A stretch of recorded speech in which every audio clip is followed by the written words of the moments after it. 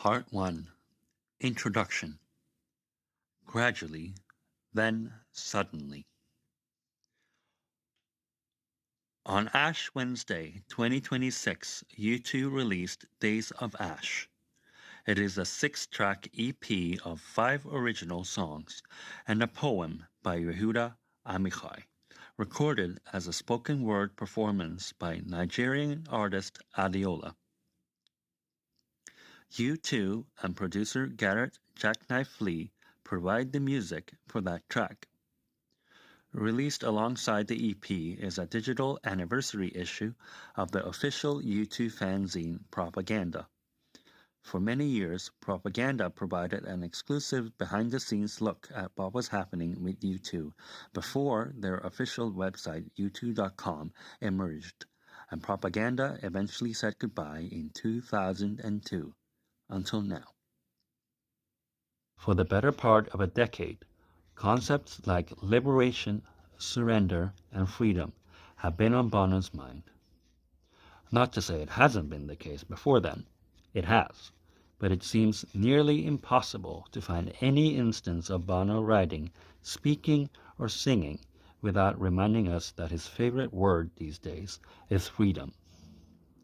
In a sense, it was hardly surprising that these songs centered on the idea of fighting for freedom across the world. It's also not too surprising that there's a return to the rock guitars, with U2 exploring that direction in the last several years. Ultimately, they switched direction after regrouping in 2024 following their U2UV residency at Sphere in Las Vegas. Speaking with Apple Music host Zane Lowe ahead of those shows in 2023, Bono shared an unconventional apology letter.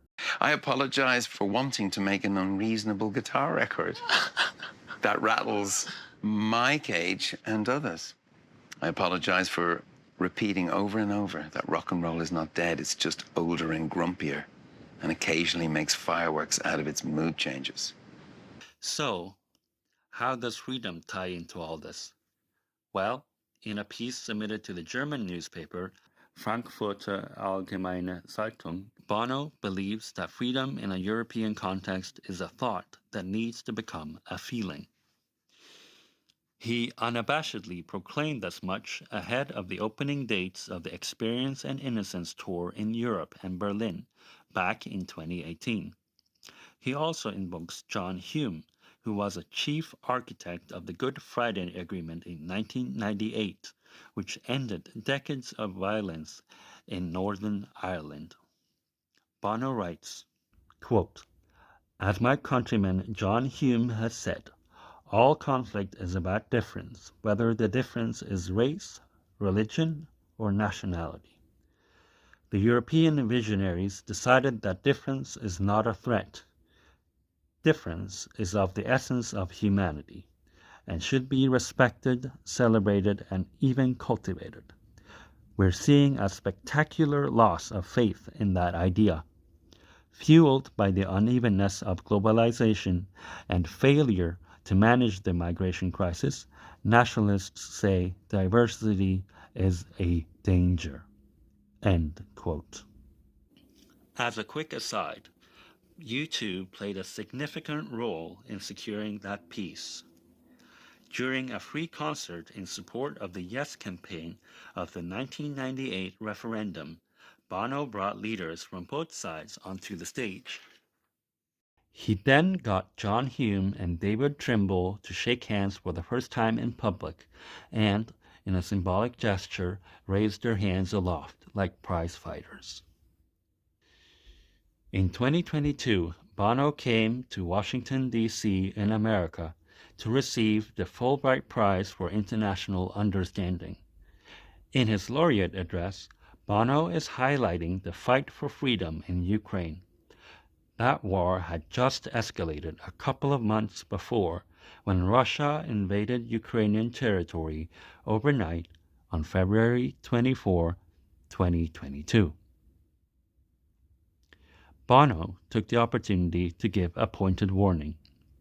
There's a nagging thought that maybe we've fallen asleep in the comfort of our freedom, or at least we're waking up rough, you know, our eyes are bleary, we're a little confused. The question that jolted us awake, what will we do for freedom in Ukraine, gives way, the more we think about it, to another more uncomfortable question. How long might our own freedom last?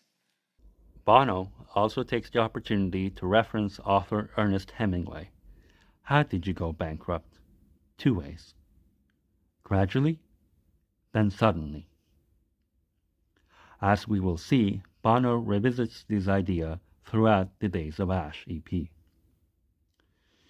In the case of America, then, Bono shares that the country is an idea, if not yet a fact. An idea that was caught in the act of becoming itself. A better self, he clarifies. Thus, Bono believes that freedom lies at the core of what the United States of America should be cultivating and promoting to the rest of the world. Yet another warning comes. Freedom is under attack from the outside, but also from the inside.